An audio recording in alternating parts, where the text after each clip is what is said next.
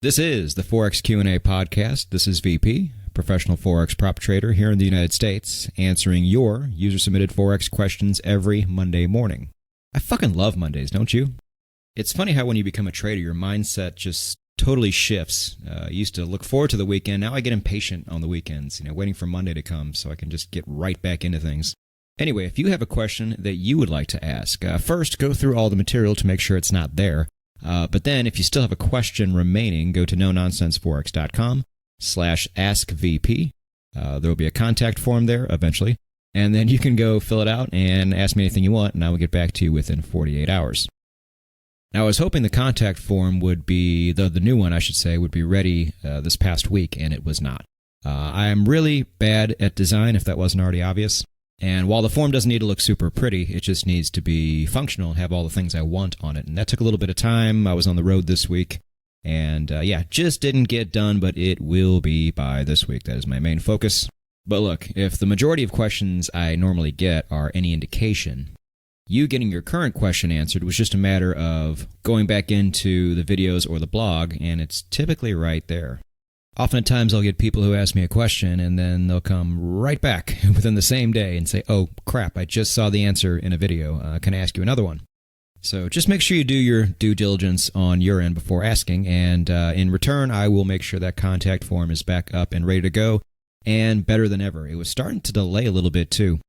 After I'd shut it down, I was still getting a few questions, and I asked one guy on December 4th, I said, hey, when did you ask this question? And he said he asked back on the 29th of November. Which is not good. That does not fall within my 48-hour goal of getting back to you. So hopefully once this thing is up, it will be up and good to go forever. And we here at the Forex Q&A podcast do appreciate your patience.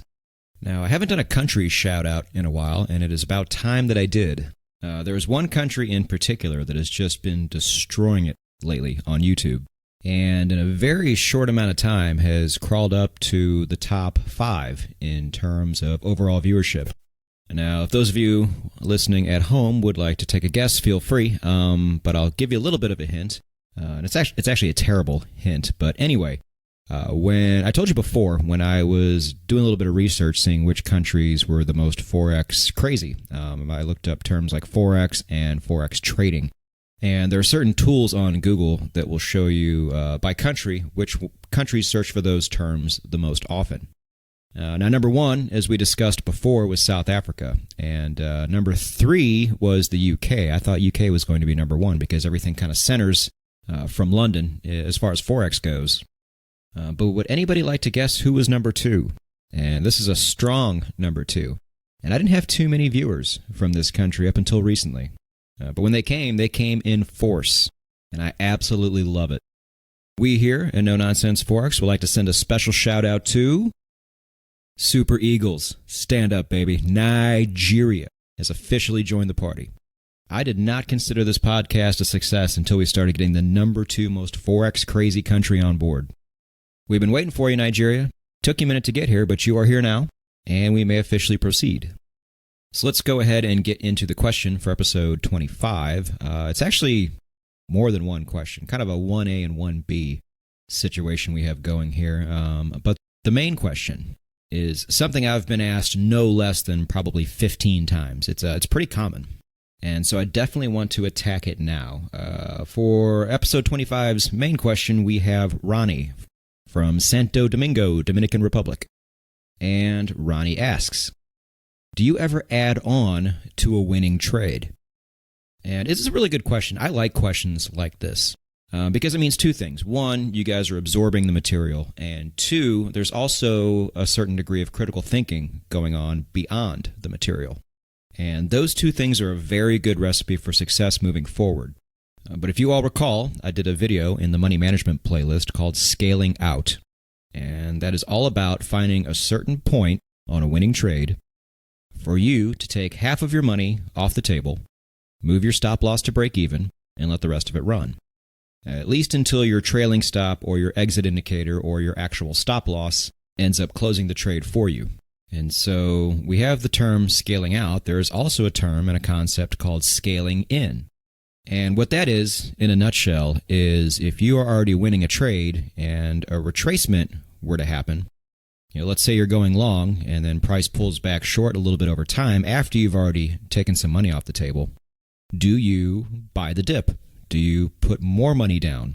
In a sense, taking really a whole new trade, even though you're officially already in it. Now, my answer to this question already to me should be a bit obvious because I'm doing a podcast about it and not an actual video where I'm showing you how to do it. And so we'll go ahead and do short answer, long answer again. My short answer is no. This is not a good idea. Now understand, some very, very smart traders out there that I know will disagree with me on this. But as is always the case, I will do my best to support my argument and tell you why this is something I certainly do not recommend.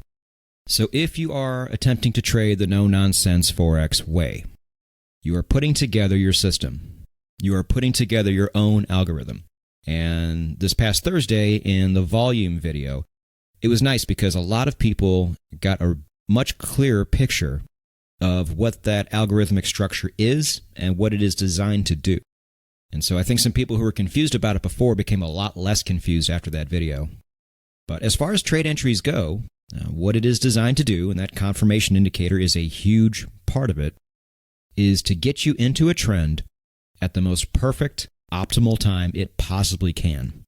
And so you're pretty much asking me, okay, so if this trade has done well, and maybe 100 or 150 pips or so down the road, it retraces, or even if it doesn't retrace and it just starts really trending, should you double down? Should you risk more money on it? I mean, you're not chasing a loser, which is exactly what you don't want to do. You're more essentially chasing a winner. So here is how I will best describe this. If you remember 2 weeks ago in episode 23, I mentioned the FOMO trade, the fear of missing out trade. And I explained again, look, your system is designed to get you into that trade at the absolute best time possible. 20 pips after that trade has already started to trend is not a great trade to take. It's mathematically against you now. And my overall record of taking FOMO trades was really ugly. And as soon as I stopped taking them, I stopped taking a lot of losses. And if you guys all remember the volume video, not taking losses is really the name of the game. So if I feel that way about a trade that's already gone 20 pips in your favor, imagine how I feel about one that's gone 100 pips or 150 pips. This is not a good idea. And again, more often than not, this is your emotional self that's trying to trade the market by feel instead of your system telling you to enter a trade. Your system just gave you the perfect entry. Your system's not telling you shit right now. How do you know this trade's going to keep going? Who is telling you this? Our brains do not know, A, where the market's going to go, B, how long it's going to go that way. That is why we create these systems and test them out. Because if we test these systems out, and these systems show us that they can give us awesome results more often than they don't, then we can deduce with confidence that these systems, these algorithms actually are capable of best determining where the market's going to go. So if your system told you to go long the euro dollar at $1.14, and you entered and it's now at $1.15, your system probably isn't telling you anything now. But that's fine. Just hang back and relax and let the rest of your system do the work. I just don't see a very good reason to add on here. And if you're trading 28 different currency pairs like we do here, there are probably much better trade entries out there for you to take, as opposed to one that's already gone 100, 150 pips beyond the perfect entry point. There are some very good traders out there that will disagree with me, but I think I make a really good case here.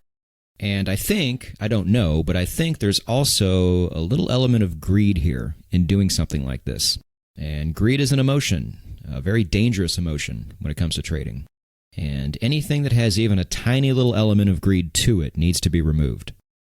Now, there is another part to this, and this is the other question that I get sometimes. And the question is, well, what if you are in a winning trade, and then your own system gives you another signal to go long or short? So let's say you went long euro dollar at 114 again, and somehow at 115, your system is telling you again that you need to go long. So I just got done saying there's really nothing out there telling you to add on to this trade. What if there was? And that thing was your own confirmation indicator. What about now? So my answer to this is pretty simple.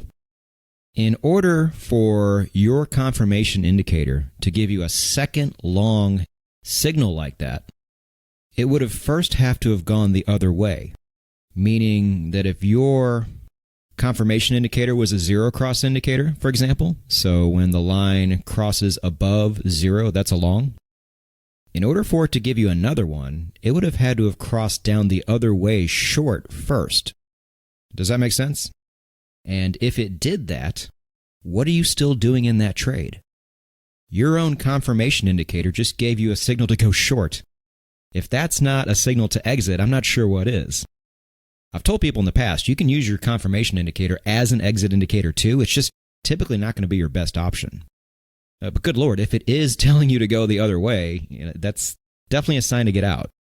And if your confirmation indicator is a 2 lines cross indicator. All right, well, if it's crossed the opposite way at any point during your trade, that again is a sign to completely exit out.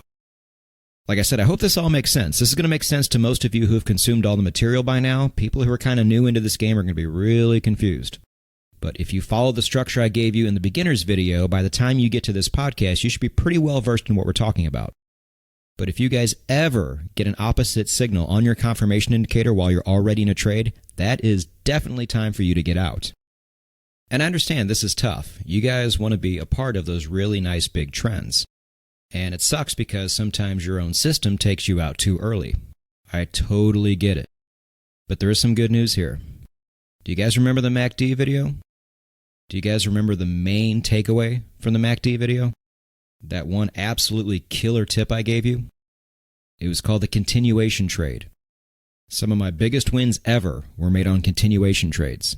Would you like to still be a part of a huge trend while it's still trending? That's how you do it. Things like this allow you to stay rigid and structured within your own trading system and still take part in the majority of those huge trends. I'm going to give you the link for episode 23 of the podcast like I spoke about before, and then the link to the MACD video down below in the show notes. Even though that continuation trade was only a small part of a video talking about a tool that I typically don't recommend, it is a big part of what we do here. Make sure that your trading system has some way of getting into these. It is not a part of the overall algorithm itself as far as the structure I give you, but it is going to be a very big part of your success. So instead of adding on to a winning trade, which is too risky and just doesn't make any sense, or taking a second trade because your confirmation indicator is telling you to, which is just weird, instead, just follow your structure like you're supposed to. And if that structure contains an indicator that gives you really good continuation trades, then you're still going to end up getting very large pieces of those nice big trends that you see on your chart. And things like that are exactly what we want. Traders, you have a lot of work to do. I just gave you another piece of the algorithm on Thursday. And this coming Thursday, we're going to drill down deeper into it. We are going to talk about things that are going to be able to broaden your search and therefore make it a lot better. And like I promised last Thursday, I got a free tool for you to use in addition to what you're already using now. But again, all these videos and podcasts really from this point on are not going to make a ton of sense to you unless you're caught up first. So go get caught up.